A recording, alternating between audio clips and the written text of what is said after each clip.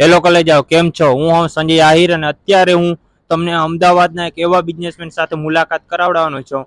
He is founder of OES company. His name is Paresh Solanki sir. તો ચાલો આપણે જાણીએ અને એનો બ્રોડકાસ્ટ લઈએ અને આપણે એક્સપોર્ટ અને ઇનપુટના બિઝનેસ વિશે જાણીએ. ચાલો.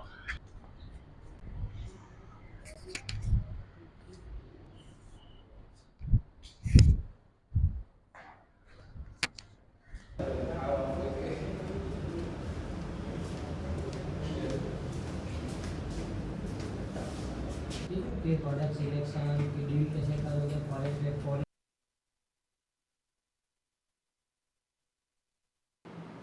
હેલો મિત્ર, હું છું સંજય આહિર અને મારી સાથે છે બિઝનેસમેન પરેશ સોલંકી સર.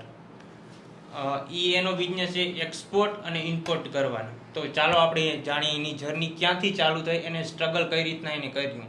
તો સર, થેન્ક યુ તમારો ટાઈમ આપવા માટે અને વેલકમ મારા ચેનલમાં. તો સર, હું તમારી જર્ની વિશે જાણવા માગું છું અને ઓડિયન્સ પર જાણવા માગે છે. તો તમારી એક્સપોર્ટ અને ઇમ્પોર્ટની જર્ની કઈ રીતના રહી અને કઈ રીતના તમે ચાલુ કર્યું અને કઈ રીતના તમારું સ્ટ્રગલ રહ્યું. Okay, great, thank you. તો એક્સપોર્ટ ઇમ્પોર્ટ की जो મારી જર્ની છે એની અંદર હું વાત કરું તો મેઇનલી કે આપણે ગુજરાતમાં બધા એને કે બિઝનેસ કરવો અને મને પહેલેથી જ એવું હતું કે આપણે કંઈક બિઝનેસ કરવો છે, પણ ઇનિશિયલી કોઈ મારી પાસે કંઈ પૈસા વગેરે હતું નહીં અને એક્સપોર્ટ ઇમ્પોર્ટનો બિઝનેસ એ રીતના કંઈ થાય નહીં. તો પછી મેં ઇનિશિયલી મારું જે કરિયર છે એ જોબથી સ્ટાર્ટ કર્યું. મેં એક્સપોર્ટ ઇમ્પોર્ટ કન્સલ્ટન્સી ફર્મમાં જોબ કરી, પછી મેં એક્સપોર્ટ ફર્મમાં જોબ કરી, પછી મેં ઇમ્પોર્ટ ફર્મમાં જોબ કરી અને પછી જે છે મારો બિઝનેસ સ્ટાર્ટ કર્યો. તો મેં એક્સપોર્ટ ઇમ્પોર્ટ કન્સલ્ટન્સી અને એક્સપોર્ટ બંને સાથે સ્ટાર્ટ કર્યું હતું. કારણ કે એક્સપોર્ટમાં આજે બી હું કહું, જ્યારે મેં સ્ટાર્ટ કર્યું ત્યારે મને બી 1 વર્ષ લાગ્યું હતું. તો જ્યારે આપણે સ્ટાર્ટ કરી એક્સપોર્ટ ઇમ્પોર્ટ બિઝનેસ ત્યારે 6 મહિના વર્ષ લાગે. આજે 6 મહિના લાગે કારણ કે આટલી બધી એક્સપર્ટાઇઝ છે, એટલું બધું ઇન્ટરનેટ છે, જીટીપી છે, એટલી બધી ઇન્ફોર્મેશન છે. જ્યારે મેં સ્ટાર્ટ કર્યું તો ત્યારે એટલી બધી કોઈ ઇન્ફોર્મેશન અવેલેબલ નહોતી. તો મેં બી એક્સપોર્ટ ઇમ્પોર્ટ સ્ટાર્ટ કર્યું, સાથે કન્સલ્ટન્સી બી સ્ટાર્ટ કરી. તો એ કન્સલ્ટન્સી બી ચાલતી ગઈ અને એક્સપોર્ટ ઇમ્પોર્ટ બી મતલબ હું બાયર તો ફાઇન્ડ કરતો બટ બાયર મળતા નહીં. એનું રીઝન શું હતું મેઇન હું તમને કહી દઉં. એમાં શું હતું કે મેં પ્રોડક્ટ સિલેક્ટ કરવામાં ભૂલ કરી હતી કે મેં ટોટલી જેટલી બી પ્રોડક્ટ એક્સપોર્ટ ઇમ્પોર્ટમાં બધી સિલેક્ટ કરી લીધી. Garment, machinery, chemical, fertiliser, toys, મતલબ બધી જ પ્રોડક્ટ મેં વેબસાઇટમાં લિસ્ટેડ કરી દીધી અને બધી પ્રોડક્ટને બાયર ફાઇન્ડ કરતો. એટલે એમાં શું થતું કે બાયર તો ઇન્ક્વાયરી આવતી પણ ડન ના થતી કારણ કે મને પ્રોડક્ટનું નોલેજ નહોતું. અને ઘણી વાર તો એવું બી થતું કે મારી પાસે એ જે પ્રોડક્ટ છે એના સપ્લાયર જ નહોતા. જ્યારે સપ્લાયર ના હોય ત્યારે બિઝનેસ ના થાય. તો એમાં જે ફિર મેં શરૂ કર્યું તો એમાં શરૂઆતમાં ઘણી સ્ટ્રગલ હોય, બહાર પે આવે જતો રહે, ટ્રસ્ટ ના કરે. તો પછી ધીરે ધીરે કરીને મેં કામ શરૂ કર્યું. તો કામમાં પછી મારે હેન્ડીક્રાફ્ટથી મેં મારું પહેલું શિપમેન્ટ જે છે એ હેન્ડીક્રાફ્ટનું હતું ને હેન્ડીક્રાફ્ટથી મેં કામ શરૂ કર્યું. તો સર, તમારા માટે મોટો રિસ્ક શું હતો એઝ અ બિઝનેસમેન તરીકે કે તમને આજે બિઝનેસમેન બની શક્યા? એ રિસ્કના લીધે તમે બિઝનેસમેન છો. ઓકે, આમાં રિસ્ક કરતાં બી મેઇન વસ્તુ છે કે આપણે કન્સિસ્ટન્સીથી કામ કરવું. જે હું લાઈક બહુ મેં કામ કર્યું એ કે ભાઈ રિઝલ્ટ મળે, રિઝલ્ટ ના મળે, આપણે કન્સિસ્ટન્સીની સાથે કામ કરીએ તો પછી આપણે જો છે એક્સપોર્ટ ઇમ્પોર્ટ બિઝનેસ હોય કે કોઈ બી બિઝનેસમાં આગળ વધી શકીએ. તો રિસ્ક કરતાં જો આમાં જો એક્સપોર્ટ ઇમ્પોર્ટ બિઝનેસ આજે બી કોઈને સ્ટાર્ટ કરવો છે તો રિસ્ક શું છે? એક્સપોર્ટ ઇમ્પોર્ટ પહેલાં લર્ન કરો અને પછી એક્સપોર્ટ ઇમ્પોર્ટ સ્ટાર્ટ કરો. હવે સ્ટાર્ટ કર્યું તો એમાં રિસ્ક શું છે? પૈસા દે તો પ્રોડક્ટ આપણે આપવાની હોય તો એમાં રિસ્ક નથી કાંઈ. તો અહીંયા આજે બી તો બિઝનેસ સ્ટાર્ટ કરે છે, કંપની કરે છે, શીખે છે, પછી એક્સપોર્ટ સ્ટાર્ટ કરે, ચલો 6 મહિનામાં ના એક્સપોર્ટ થયું, 1 વર્ષમાં ના એક્સપોર્ટ થયું, તો રિસ્ક શું છે? કોઈ નહીં, એની અંદર પ્રોડક્ટ કંઈ ગઈ નથી ક્યાંય. તો અહીંયા રિસ્ક જાજુ નથી. સમજો, રિસ્કની વાત કરીએ તો આજે રૂપિયામાં વાત કરીએ 1 લાખ રૂપિયાનું રિસ્ક છે, પણ આ બહુ નોમિનલ રિસ્ક કહેવાય કે 1 લાખ રૂપિયામાં તમે એક્સપોર્ટર બની શકો છો કે કામ તમારું શરૂ કરી શકો. તમારી લાઈફ તમે ડિસિઝન લીધું કે મારે એક્સપોર્ટર બનવું છે. તો આજે તમે જે છે તો અને આજે તો એથી બી સસ્તું થઈ ગયું છે તમે જોઈન્ટ વેન્ચરમાં બી કામ કરી શકો છો. તો અહીંયા રિસ્ક કરતાં બી જે છે અન્ડરસ્ટેન્ડિંગ બહુ એક અગત્યની વસ્તુ છે. તો સર, તમે જ્યારે બિઝનેસ ચાલુ કર્યો ત્યારે શરૂઆતમાં કેટલી પ્રોડક્ટ તમે ઇનપુટ અને એક્સપોર્ટ કરતા? ઓકે, મેં કીધું ને કે શરૂઆત જ્યારે મેં એક્સપોર્ટથી કરી તો મેં બધી પ્રોડક્ટનું લાઈક લિસ્ટિંગ તો કરી નાખ્યું પણ બધી પ્રોડક્ટનું એક્સપોર્ટ કાંઈ થયું નહીં અને પહેલા વર્ષે તો બહાર બી મળ્યા નહીં. તો મેન અહીંયા પછી શું થયું કે પછી મેં આગળ જે છે લાઈક બાયર ફાઇન્ડ કરવાના શરૂ રાખ્યા. તો હેન્ડીક્રાફ્ટથી મેં કામ શરૂ કર્યું. આજે હું handicraft product, furniture product, garment product, આજે જોઈન્ટ વેન્ચરમાં અમારા મેન્ટરશીપનો અમારો ટ્રેનિંગ અને મેન્ટરશીપનો પ્રોગ્રામ ચાલે છે. એમાં અમે મેન્યુફેક્ચરર જોડે ટાઈપ કરીએ છીએ. તો મારા જે પાર્ટિસિપન્ટ હોય એના જોડે અમે ટાઈપ કરીએ છીએ. તો આજે પાઇસીસનું છે, મખાનાનું છે, આ બધું હું એના ટાઈપમાં વર્ક કરું છું. તો આજે ગાર્મેન્ટ થઈ ગયું, હેન્ડીક્રાફ્ટ, ફર્નિચર, કોપર આર્ટિકલ, આ બધી પ્રોડક્ટનું હું એક્સપોર્ટ કરું છું. આજે મેંગોની સિઝન અત્યારે ચાલે છે, તો આપણે મેંગો બી એક્સપોર્ટ કરીએ છીએ જોઈન્ટ વેન્ચરમાં. સર સૌથી વધારે પ્રોફિટેબલ પ્રોડક્ટ કઈ છે? સૌથી વધારે પ્રોફિટેબલ પ્રોડક્ટ છે એ ફાર્માસ્યુટિકલ પ્રોડક્ટ છે. એમાં પ્રોફિટ સારો હોય છે, પણ ડાયરેક્ટલી કોઈ નવો માણસ એમાં મતલબ કામ કરવું થોડું મુશ્કેલ છે, કારણ કે એમાં ડોક્યુમેન્ટ અને એ જે વસ્તુ આવે છે એની પ્રોસેસ થોડી લાંબી હોય છે. સામેવાળી કન્ટ્રીમાં બી એમાં રજિસ્ટ્રેશન એવું બધું માંગે છે. તો ફાર્માસ્યુટિકલ પ્રોડક્ટ સારામાં સારી પ્રોફિટેબલ પ્રોડક્ટ છે, પણ એમાં થોડુંક નોલેજ વગેરે જોઈએ.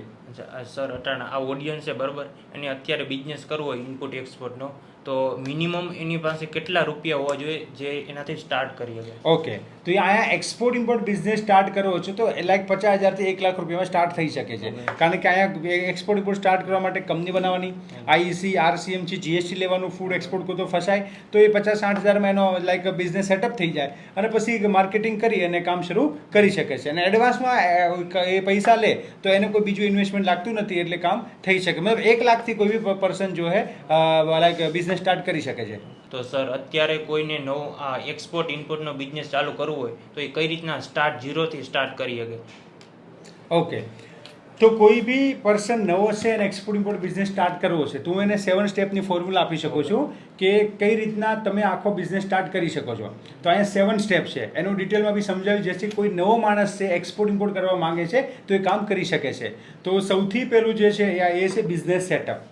આપણે એક્સપોર્ટ કરવો છે તો કંપની વગર કાંઈ ના થાય. તો કંપની બનાવી, આઈસી લેવું, RCM લેવું, GST લેવું, વેબસાઇટ, આ જે છે બિઝનેસ સેટઅપ, આને કહેવાય બિઝનેસ સેટઅપ. આની વગર આગળ ના વધાય, કારણ કે બહાર ટ્રસ્ટ કેની ઉપર કરે? જે માણસની કંપની બી નથી એની ઉપર બહાર કઈ રીતના ટ્રસ્ટ કરશે? એટલે પહેલો સ્ટેપ છે બિઝનેસ સેટઅપ. બીજું સ્ટેપ છે સિલેક્ટ ધ પ્રોડક્ટ. કે એક્સપોર્ટ ઇમ્પોર્ટ બિઝનેસ આપણે કરવો છે તો એના માટે આપણે પ્રોડક્ટ સિલેક્ટ કરવી પડે. તો પ્રોફિટેબલ પ્રોડક્ટ સિલેક્ટ કરવાની હોય છે અને સારી જે ડિમાન્ડમાં પ્રોડક્ટ સિલેક્ટ કરવાની હોય છે. એના માટે SWOT એનાલિસિસ આવે છે, strength, weakness, opportunity and threat. એના થકી જો છે આપણે લાઈક SWOT એનાલિસિસ કરી અને પ્રોડક્ટને સિલેક્ટ કરી શકીએ છીએ. અને જ્યારે પ્રોડક્ટ સિલેક્ટ થઈ જાય એના પછી આવે છે કન્ટ્રી સિલેક્શન, કે એ પ્રોડક્ટને કઈ કન્ટ્રીમાં એક્સપોર્ટ કરવી. આપણે જે એક્સપોર્ટ કરવી છે તો કઈ કન્ટ્રીમાં એક્સપોર્ટ કરવી, તો એનું આખું નિર્યાત પોર્ટલ છે, commerce.go.in પોર્ટલ છે, ત્યાંથી આખું ડેટા આપણે જોવા પડે કે ભાઈ HS કોડ પ્રમાણે કઈ પ્રોડક્ટ કઈ કન્ટ્રીમાં જાય છે. જેથી કે ડીહાઇડ્રેટેડ ઓનિયન છે તો ડીહાઇડ્રેટેડ ઓનિયન અત્યારે કઈ કન્ટ્રીમાં જાય છે. રાઈસ છે તો રાઈસ અત્યારે કઈ કન્ટ્રીમાં જાય છે. તો રાઈસની વાત કરું તો રાઈસ અત્યારે સાઉદી અરેબિયા, કતાર, ઈરાન, ઈરાક, ઓમાન અને UAE, USA, UK, આ ગલ્ફ કન્ટ્રીમાં અને US, UKમાં રાઈસ જો ઇન્ડિયાથી સૌથી સારા એક્સપોર્ટ થાય છે. તો આખું સ્ટેટિસ્ટિક જોઈ અને પછી આપણે કન્ટ્રી સિલેક્ટ કરવી પડે. એન્ડ અહીંયા કન્ટ્રી સિલેક્ટ થયા પછી business setup, select the product, select the country, international marketing. આપણે બાયર ફાઇન્ડ કરવા માટે ઇન્ટરનેશનલ માર્કેટિંગ કરવું પડે. તો સોશિયલ મીડિયા છે, લિંક્ડઇન છે એન્ડ યુટ્યુબ છે, આ બધા માધ્યમથી આપણે જે છે ઇન્ટરનેશનલ માર્કેટિંગ કરી શકીએ છીએ, મેલથી કરી શકીએ છીએ, પછી એક્ઝિબિશનમાં બી આપણું માર્કેટિંગ કરી શકીએ છીએ. તો ઇન્ટરનેશનલ માર્કેટિંગ એમાં કરવાનું હોય છે. અને માર્કેટિંગ કર્યા પછી આપણે બાયર ફાઇન્ડ કરવાનું હોય. મેઇન આપણે માર્કેટિંગ શું કામ કરીએ છીએ કે આપણે કોઈ કસ્ટમર મળે, આપણે લીડ્સ મળે, તો આપણે માર્કેટિંગ કરીએ તો પછી આપણને જે છે એક્સપોર્ટ ઇમ્પોર્ટમાં આપણને લીડ્સ મળશે, અને એ લીડ્સ મળે તો એ બાયરના લિસ્ટ આપણે મળી ગયા. પછી નેક્સ્ટ સ્ટેપ આવે છે બાયર કન્વિન્સિંગ, કે એક્સપોર્ટ ઇમ્પોર્ટ બિઝનેસ કરવો છે તો બાયરને કન્વિન્સ કરવો પડશે. તો પછી બાયરને કન્વિન્સ કરવાનો, કારણ કે એ આપણે એડવાન્સ પૈસા ત્યારે જ આપશે જ્યારે એ કન્વિન્સ થશે. તો એ કન્વિન્સ કઈ રીતના કરવાના? તો એના માટે જે છે એઝ એ એક્સપોર્ટર, તમે એક્સપોર્ટર બનવા માંગો છો તો તમારે તમારી સ્કિલને ડેવલપ કરવી પડશે. શું કરવું પડશે? તમારો એક્સપોર્ટ ઇમ્પોર્ટનું તમારી પાસે પહેલાં નોલેજ હોવું જોઈએ, અને તમે પ્રોફેશનલ ટ્રેનિંગ વગેરે લઈ શકો છો. અમારું એક્સપોર્ટ ઇમ્પોર્ટ ટ્રેનિંગ ઇન્સ્ટિટ્યૂટ છે, જ્યાં અમે પ્રેક્ટિકલ એક્સપોર્ટ ઇમ્પોર્ટ ટ્રેનિંગ આપીએ છીએ, પ્રેક્ટિકલી શીખવાડીએ છીએ, with life time support, hand holding support બી કરીએ છીએ. અને એડવાન્સ લેવલની આપણી એક્સપોર્ટ ઇમ્પોર્ટ મેન્ટરશીપ પ્રોગ્રામ બી છે, જે 1 યરનો પ્રોગ્રામ હોય છે, અને એની અંદર આપણે hand holding step by step support કરીએ છીએ એક્સપોર્ટ કરવા માટે. ઝીરોથી લઈને પ્રોડક્ટ લાઈક જે 7 સ્ટેપ હું તમને બતાવું છું બધું જ અમે સપોર્ટ કરીએ છીએ. અને મારી યુટ્યુબ ચેનલ બી છે, જ્યાં હું એક્સપોર્ટ ઇમ્પોર્ટના જ વિડીયો બનાવું છું. મતલબ કે હું એ જ ફિલ્ડનો એક્સપર્ટ છું, મને બહુ બીજું બધું વસ્તુ નહીં આવડતું. બોલે આપણે એક ફિલ્ડના માસ્ટર છીએ, બાકી બીજું બધું કે ભાઈ મને આ બી આવડે નહીં. આપણે એક્સપોર્ટ ઇમ્પોર્ટનો એક્સપિરિયન્સ છે, મારો 12 યરનો એક્સપોર્ટ ઇમ્પોર્ટનો એક્સપિરિયન્સ છે. તો અમારી યુટ્યુબ ચેનલમાં બી હું વિડીયો બનાવું છું કઈ રીતના સ્ટેપ બાય સ્ટેપ કોઈ એક્સપોર્ટ ઇમ્પોર્ટ કરવા માંગે છે તો ત્યાં મારા 50 વિડીયોની સિરીઝ બી છે અને મોર દેન 2000 વિડીયો મારા યુટ્યુબમાં છે અને મારી ચેનલનું નામ છે Paresh Solanki international export import trainer કરી મારી ચેનલનું નામ છે. તો અહીંયા કન્વિન્સ કરવા માટે પહેલાં ટ્રેનિંગ લેવી, નોલેજ લેવું બહુ ઇમ્પોર્ટન્ટ છે. પછી પ્રોડક્ટ નોલેજ, માર્કેટ નોલેજ, કે જે પ્રોડક્ટ એક્સપોર્ટ કરવી છે એનું નોલેજ હોવું જોઈએ, માર્કેટનું નોલેજ હોવું જોઈએ અને ક્વોલિટી સપ્લાયર હોવા જોઈએ, ક્વોલિટી પ્રોડક્ટ હોવી જોઈએ. ત્યારે બાયર જે છે એને ક્વોલિટી પ્રોડક્ટ જોઈએ તો એ ક્વોલિટી પ્રોડક્ટ જો ખરીદશે અને પછી જે છે એ જો આપણને એડવાન્સ પેમેન્ટ આપશે. તો કન્વિન્સ કરવા માટે આપણે આપણી સ્કિલને ડેવલપ કરવી પડશે, આપણી પ્રોડક્ટને. આ પ્રોડક્ટમાં ક્વોલિટી જ નથી તો બહાર કઈ રીતના ખરીદશે? તો આપણી જે ક્વોલિટી છે એને ડેવલપ કરવી પડશે. તો એ આખું ડેવલપમેન્ટનું છે. અહીંયા જે લોકો એક્સપોર્ટ ઇમ્પોર્ટ કરવા માગે છે ને ડાયરેક્ટ સર મને બહાર આપી દો. દેખો, અહીંયા તમારે એક્સપોર્ટ ઇમ્પોર્ટ બિઝનેસ કરવો છે ત્યારે પહેલાં તમારે તમારી સ્કિલ ડેવલપ કરવી પડશે તો આ તમારું કામ થશે અહીંયા. તો તમારે તમારી સ્કિલ જો ડેવલપ કરવાની છે અને પછી તમે બહાર સાથે અચ્છી તરહથી કોમ્યુનિકેશન કરશો તો બહાર કન્વિન્સ થશે અને જ્યારે બહાર કન્વિન્સ થશે એટલે પછી કે તમને એડવાન્સ પૈસા આપશે અને એના પછી 7 સ્ટેપ છે એક્સપોર્ટ પ્રોસેસ. હવે એક્સપોર્ટ પ્રોસેસમાં શું હોય? જ્યારે કોઈ વ્યક્તિને એક્સપોર્ટ કરવું છે તો એક્સપોર્ટ પ્રોસેસમાં એમાં કન્ટ્રી લોડિંગ વગેરે બુકિંગનું પ્લાનિંગ નાખવું હોય છે. તો તમને જણાવું તો પૈસા એડવાન્સ આવી ગયા, મેન્યુફેક્ચર જોડે પ્રોડક્ટ બનાવવાની, મેન્યુફેક્ચર કરાવવાની, પછી બહાર જે માગે છે બધા ડોક્યુમેન્ટ રેડી કરવાના, પછી આમાં જે છે marking and labelling. Yes, product જ્યારે એક્સપોર્ટ થાય ત્યારે એનું marking, exported by, imported by, કઈ પ્રોડક્ટ છે એમાં બધું આખું ફૂડ પ્રોડક્ટ છે તો expiry date, manufacturing date, best before, nutrition, આ બધું જેમાં મેન્શન કરવું પડશે ડિપેન્ડ્સ ઓન કન્ટ્રીના હિસાબે. તો એ પ્રોસેસ કરવી પડે છે. ફિર કન્ટ્રી લોડિંગ થાય, ફિર ઇનવોઇસ પેકિંગ ડોક્યુમેન્ટ બને, શિપિંગ બિલ ફાઇલ થાય અને પછી કાર્ગો કન્ટ્રીનું કસ્ટમ ક્લિયરન્સ થાય અને પછી એક્સપોર્ટ થઈ જાય. તો આ રીતના 7 સ્ટેપ જે છે જે કોઈ બી નવો એક્સપોર્ટર છે એ ફોલો કરી અને એક્સપોર્ટર બની શકે છે. સર, મારો ક્વેશ્ચન છે, મેં ક્યાંક વાંચ્યું હતું, રીડ કરેલું હે, 191 બિઝનેસમેન બિલિયનરમાંથી 108 એ ગુજરાતી છે. એવું તો ગુજરાતી પાસે શું માઇન્ડસેટ છે બિઝનેસમેન ઇન્ડસ્ટ્રીમાં એટલે આગળ છે?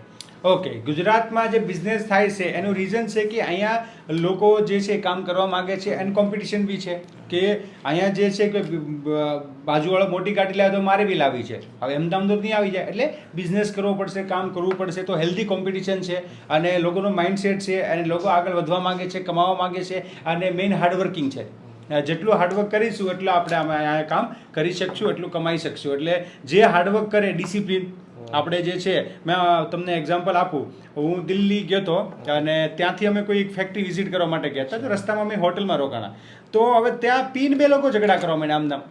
મતલબ પછી જો આપણું જે ટેલેન્ટ છે, આપણો જે ટાઈમ છે એ પ્રોડક્ટિવિટીમાં વિતાવવો જોઈએ. મતલબ એવું નથી કહેતો પણ ક્યાંય ઘણી જગ્યાએ એવું છે કે ભાઈ જે કે કોલકાતા થોડુંક કંઈક એટલું બધું ડેવલપ નથી તો પછી શું છે કે ત્યાં જે કોમ્પિટિશન ઓછી હોય, હેલ્ધી કોમ્પિટિશન ના હોય તો પછી ત્યાં બાજુવાળો બી સૂતો છે તો આપણે સૂતા રહીએ. તો અહીંયા શું છે કે બાજુવાળો જાગે છે એટલે આપણે જાગવું પડશે. એટલે હાર્ડવર્ક અને આ બધી મહેનત અને જે એન્વાયરમેન્ટ છે એ સપોર્ટ કરે છે અને લોકોનો માઇન્ડસેટ છે, પોઝિટિવિટી છે, આ બધું આગળ વધવામાં બહુ સપોર્ટ કરે છે. એટલે જે આ અત્યારના જમાનામાં હવે એવું નથી. અત્યારના જમાનામાં જે ડિસિપ્લિન રાખશે, હાર્ડવર્ક કરશે, પોઝિટિવિટી રાખશે એ આગળ વધી શકશે. સર, અત્યારે કોઈ નવો માણસ હોય એને એક્સપોર્ટ ઇમ્પોર્ટનો આ બિઝનેસ ચાલુ કરવો હોય તો તમે એને શું એડવાઇસ આપો? ઓકે, કોઈ નવો માણસ છે એને એક્સપોર્ટ ઇમ્પોર્ટ બિઝનેસ શરૂ કરવો છે તો એને શું કરવું જોઈએ? સૌથી પહેલાં તો એને જે છે ગ્રેજ્યુએશન સુધી ભણવું જોઈએ. અત્યારે એવું બી થઈ રહ્યું છે કે કોઈ વ્યક્તિ 10મું ભણે છે, 11મું ભણે છે, 12મું ભણે છે કે મારે ભણવું નથી ને મારે ધંધો કરવો છે. તો એ સારી વસ્તુ છે, કોઈ ખરાબ વસ્તુ નથી. પણ જ્યારે તમે ભણશો ને તો તમને કોન્ફિડન્સ આવશે. કારણ કે એક્સપોર્ટ ઇમ્પોર્ટમાં પછી આપણે વિદેશ જવાનું હોય તો આમાં શું થાય કે આપણે ના ભણેલા હોય તો થોડું ઓલું થાય કે હું તો ભણેલો નથી એ રીતના. તો તમે ગ્રેજ્યુએશન સુધી તો એકવાર ભણવું જોઈએ. અને તમે એ બી કરી શકો કે કોલેજના ફર્સ્ટ યરથી એક્સપોર્ટ ઇમ્પોર્ટ બિઝનેસ તમે લર્ન કરવાનું શરૂ કરો. તમે ટ્રેનિંગ લઈ લો, તમે એક્સપોર્ટ ઇમ્પોર્ટનું કોઈ એજ્યુકેશન લો તો એ લર્ન કરવાનું શરૂ કરો, પાર્ટ ટાઈમમાં જોબ બી કરો અને તમે ભણો. તો ગ્રેજ્યુએશન સુધી ભણવાનું અને પછી જે છે એનો બિઝનેસ સ્ટાર્ટ કરી દો. એટલે 3 વર્ષ એક્સપિરિયન્સ બી લેવાનો, પ્રેક્ટિકલ એક્સપિરિયન્સ લેવાનો અને પછી તમે જે ગ્રેજ્યુએશન પૂરું થાય પછી માસ્ટર કરવાની જરૂર નથી, પણ કરવું હોય તો પાર્ટ ટાઈમમાં એ બી કરી શકો છો. તો પહેલાં તો ભણવાનું, પછી શીખવાનું. એક્સપોર્ટ ઇમ્પોર્ટ શીખ્યા વગર ના થાય, વરના શું થાય કે તકલીફ પડે અને લોકોને લોસ જાય છે. તો પહેલાં ભણવાનું, પછી શીખવાનું. શીખ્યા પછી બી જો તમે સ્ટુડન્ટ લેવલે જોવો છો, બરાબર, કોઈ એવો વ્યક્તિ છે, મેચ્યોર વ્યક્તિ વ્યક્તિ છે કે ભાઈ 30-35 વર્ષની ઉંમર છે, જોબ કરે છે અને હવે એક્સપોર્ટ ઇમ્પોર્ટ બિઝનેસ કરવો છે, તો એ પોતાનો બિઝનેસ તુરંત શરૂ કરી શકે છે. પહેલાં લર્ન કરે ને બિઝનેસ સ્ટાર્ટ કરે. જેમાં અમે અમારી ટ્રેનિંગમાં એ બી શીખવાડીએ છીએ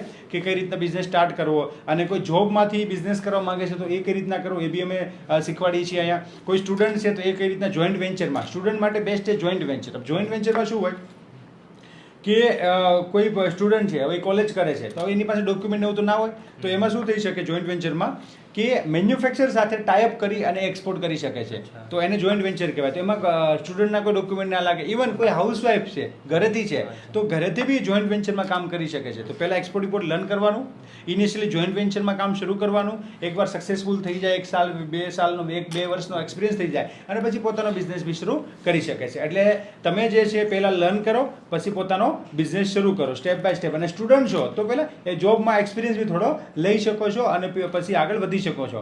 તો અહીંયા પહેલાં લર્ન કરવાનું, પછી સ્ટાર્ટ કરવાનું, જેથી આપણે કંઈ લોસ ના થાય અને કોઈ ફ્રોડ ના કરી જાય. કારણ કે આપણી પાસે નોલેજ હશે ને તો આપણી સાથે ફ્રોડ નહીં કરી જાય. વરના એક્સપોર્ટ ઇમ્પોર્ટ બિઝનેસની અંદર ઘણા બધા ફ્રોડ બી થાય છે. તો આમાં જેને નોલેજ નથી હોતું અને જે લાલચમાં આવી જાય છે ને એ લોકો સાથે ફ્રોડ, મતલબ જે લાલચમાં આવી જાય એ લોકો સાથે ફ્રોડ વધારે થાય છે. તો સર તમે ફ્રોડની વાત કરી, તો કઈ રીતના આપણે જાણી શકીએ કે અત્યારે આપણી સાથે કોઈ પ્રોડક્ટમાં કે ફ્રોડ થઈ રહ્યું છે? ઓકે, જો ફ્રોડમાં કેવું છે, બહુ ઇન્ટરનેશનલ ઓપરેન્ડી અહીંયા આવે છે, મતલબ ડિફરન્ટ ટાઈપના ફ્રોડ હોય છે. હવે ફ્રોડમાં કઈ રીતના હોય છે કે કોઈ બાયર મળે, તમને 100% એડવાન્સ પેમેન્ટની વાત કરે, મોટો 1 કરોડનો ઓર્ડરની વાત કરે, 100% એડવાન્સ પેમેન્ટ આપીશું. પછી એ લોકો શું કે હવે અમારી ગવર્મેન્ટમાં આપકે કોન્ટ્રાક્ટ કરવો પડશે. એટલે કોન્ટ્રાક્ટ કરવા માટે તમારી પાસેથી 50,000 થી 1 લાખ રૂપિયા લઈ લે. હવે શું 1 કરોડ એડવાન્સ આવવાના છે, એની સામે તમારે 50,000 રૂપિયા, એ મામૂલી એક વકીલની ફી કહેવાય એના નામે, તો ફી આપી દઈએ આપણે, તો પછી આપણી સાથે ફ્રોડ થઈ જાય. એમાં કોઈ મતલબ એ છે કે કોઈ ઇન્ટરનેશનલ એક્સપોર્ટમાં એવું કોઈ કોન્ટ્રાક્ટ હોતો નથી, કોઈ વકીલની ફી ને એવું બધો.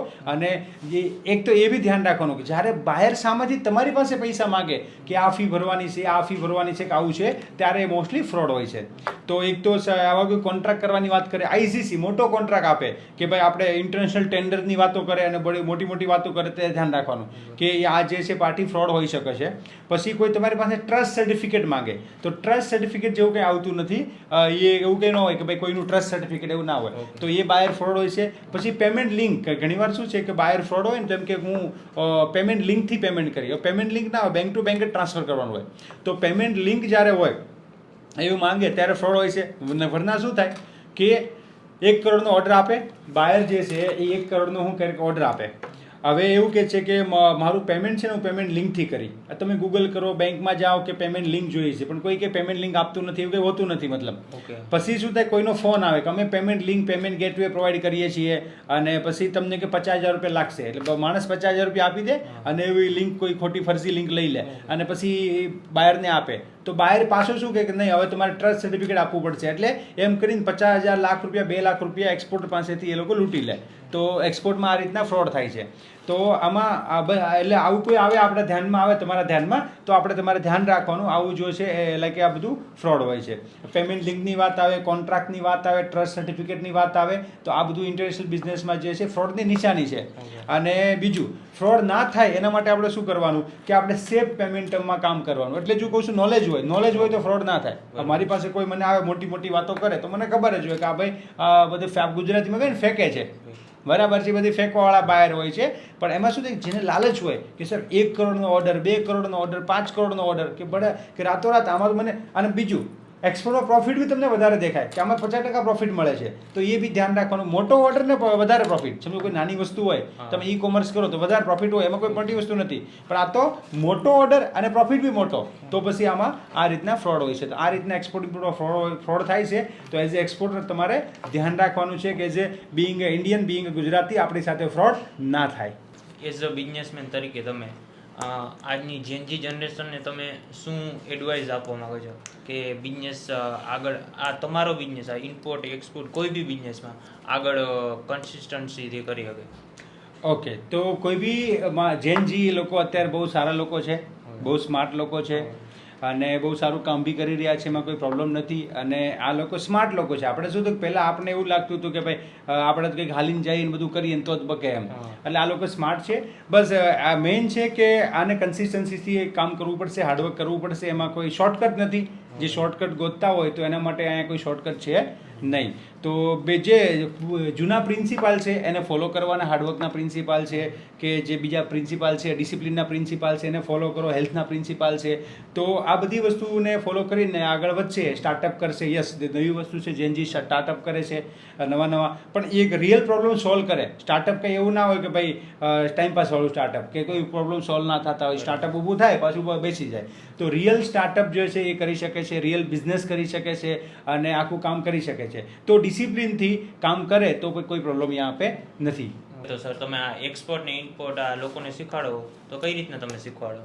ઓકે, તો આ એક્સપોર્ટ ઇમ્પોર્ટમાં અમારું ટ્રેનિંગ અને મેન્ટરશિપ હોય છે. ટ્રેનિંગ જે છે એમાં અમે એક્સપોર્ટ ઇમ્પોર્ટ ટોટલી શીખવાડીએ છીએ અને મેન્ટરશિપ જે છે એડવાન્સ લેવલ છે એમાં અમે બાયર ફાઇન્ડ કરવામાં ટોટલી સપોર્ટ કરીએ છીએ. તો ટ્રેનિંગમાં અમારે લાઈક ઓફલાઈન ટ્રેનિંગ હોય છે અમદાવાદમાં, મુંબઈમાં અને ઓનલાઈન દુનિયામાં ક્યાંયથી બી જોઈન કરી શકે છે. અમારી એપ્લિકેશન બી છે અને તે એમાં રેકોર્ડેડ ટ્રેનિંગ બી અમે આપીએ છીએ અને ટોટલી જોઈન કરી શકે છે અને ટોટલી અમે શીખવાડીએ છીએ. તો એમાં લાઈફ ટાઈમ સપોર્ટ બી હોય છે. મતલબ એકવાર માણસ જોઈન થાય છે એને ફ્યુચરમાં જ્યારે એક્સપોર્ટ કરે છે ત્યારે કોઈ ક્વેરી આવે ટોટલી સપોર્ટ હોય છે. અને મેન્ટરશિપમાં તો એનું પહેલું શિપમેન્ટ હોય, બીજું શિપમેન્ટ હોય તો ટોટલી હેન્ડ હોલ્ડિંગ સપોર્ટ થાય છે. અમારી ટીમ છે અને હું અને અમારી ટીમ જો હે એને સપોર્ટ કરીએ છીએ એક્સપોર્ટ બિઝનેસ કરવામાં. તો કોઈ બી પર્સન એક્સપોર્ટ ઇમ્પોર્ટ કરવા માગે છે તો એ પહેલાં અમારા જે ઇન્સ્ટિટ્યૂટ છે એમાંથી લર્ન કરી અને આગળ વધી શકે છે. ઓકે સર, અત્યારે જે નવા બિઝનેસ તમારી સાથે બિઝનેસ કરે તો એ સૌથી વધારે મિસ્ટેક ક્યાં કરે, મોટી ભૂલ ક્યાં કરે? ઓકે, એક્સપોર્ટમાં મિસ્ટેક જે છે જો પહેલાં લર્ન કરે તો મિસ્ટેક ના થાય. એ ફેક્ટ વસ્તુ છે.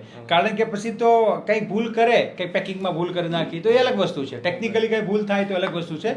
બાકી ડોક્યુમેન્ટમાં અમે બધું સાથે હોઈએ છીએ, ડોક્યુમેન્ટમાં એને તકલીફ નથી આવતી, ક્યાંય લોજિસ્ટિકમાં એને કંઈ તકલીફ નથી આવતી. તો આમ લર્ન કરીને કરો ને, આ એવી વસ્તુ છે કે ગાડી ચલાવતા આવડી ગઈ પછી સર ગાડી ચલાવવામાં ક્યાં ભૂલ કરે? ડિસિપ્લિન દેખો, ડિસિપ્લિન નહીં કરી તો ભૂલ થશે. હવે ગાડીમાં સર 200ની સ્પીડે જ્યાં જાય છે તો પછી એક્સિડન્ટ થવાનું. જે 100ની અંદર જ સ્પીડ રાખી અને એને સાહેબે કીધું છે કે ભાઈ આવું તકલીફ હોય તો ગાડી સાઈડમાં ઊભી રાખી દેવાની, આવું કંઈ હોય તો આવું કરવાનું, આમ થાય તો આમ કરવાનું, 2 કલાક ગાડી હાલે તો એને પોરો બી આપવાનો, બરાબર. 5-6 કલાક ગાડી હલાવે જાય તો ગરમ થઈ જાય, કંઈ તકલીફ આવે, ટાયર ગરમ થઈ ફાટી જાય, કાંઈ બી મતલબ થઈ શકે. તો એ છે. તો જ્યારે બિઝનેસ બી કરો છો ત્યારે પ્રોપરલી જે શીખ્યા છે એનું ઇમ્પ્લિમેન્ટ કરો. કે મેં કીધું ને કે લાલચમાં નહીં આવી જવાનું. મોટી મોટી ડીલ આવતી હોય તો ધ્યાન રાખવાનું બધું. કોઈ મેં કીધું કે આવું બધું ફસાવતું હોય તો ધ્યાન રાખવાનું. તો એ તો અમે પહેલેથી જ કહી દઈએ છીએ કે ભાઈ જો, અને અમારી પાસે અમારી જે ટ્રેનિંગ છે એની સ્પેશિયાલિટી છે બિંગ અ ગુજરાતી. બોલે ધંધો શીખો તો ગુજરાતી પાસેથી. તો અમારી સ્પેશિયાલિટી એ છે કે એકવાર માણસ અહીંયા ટ્રેનિંગમાં આવે એટલે અમે સિસ્ટમ એને બતાવીએ છીએ કે જો આ સિસ્ટમથી કામ કરવાનું. એટલે પહેલાં તો ફ્રોડ બાયર એની પાસે આવે જ નહીં. અમારા સ્ટુડન્ટ પાસે ફ્રોડ બાયર ના આવે. એ આવે તો જતો રહે, ફિલ્ટર થઈ જાય, એને ખબર પડી જાય કે આ ફ્રોડ છે. કારણ કે અમારી સિસ્ટમ જ છે એમાં કે ભાઈ કઈ રીતના આમાં શું કરવાનું, કયો બાયર ફ્રોડ હોય, કઈ ઇન્ક્વાયરી આવે. અને અમારા રૂલ છે ક્યાંય બી માણસ ફસાય તો એને કોઈની જરૂર ના પડે. હવે અમારા રૂલ છે કે ભાઈ આવું કોઈ બી ડિસિઝન લેવાનું હોય તો તમે જે ક્યારે બી એઝ એ બોસ પહેલાં જ અમે કહીએ છીએ કે ભાઈ જો તમે બોસ છો, હવે તમારે ડિસિઝન લેવું કેમ? કારણ કે માણસને ઇન્ડિપેન્ડન્ટ કરીશું, આપણે એમ્પાવર કરીશું તો જ આગળ વધી શકશે ને. બરોબર. તો એ છે. તો એને એમ્પાવર કરીએ છીએ, એને ડિસિઝન મેકર બનાવીએ છીએ કે ભાઈ કઈ રીતના ડિસિઝન લેવું. કોઈ બી વસ્તુ છે તો એમાં ડિસિઝન ક્યારે લેવું, ક્યારે કયું ડિસિઝન લેવું એ બી ઇમ્પોર્ટન્ટ છે ને. ડિસિઝન તો બધાને લેતા આવડતું હોય પણ ક્યારે કયું ડિસિઝન લેવું એ અમારા રૂલ્સમાં અને સિસ્ટમમાં હોય છે. Thank you sir. Thank you. Time આપવા બદલ થેન્ક યુ. Thank you.